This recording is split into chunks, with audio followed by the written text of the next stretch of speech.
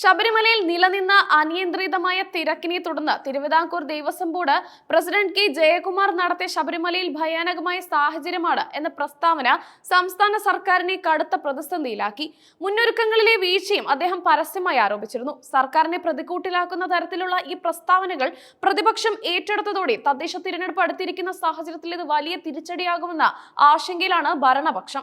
ഇതേ തുടർന്ന് സർക്കാരിന് അതൃപ്തിയുണ്ടെന്നും ഇത്തരം പ്രസ്താവനകൾ ഒഴിവാക്കണമെന്നും കാണിച്ച് ജയകുമാറിന് സർക്കാർ സന്ദേശം കൈമാറിയിട്ടുണ്ട്.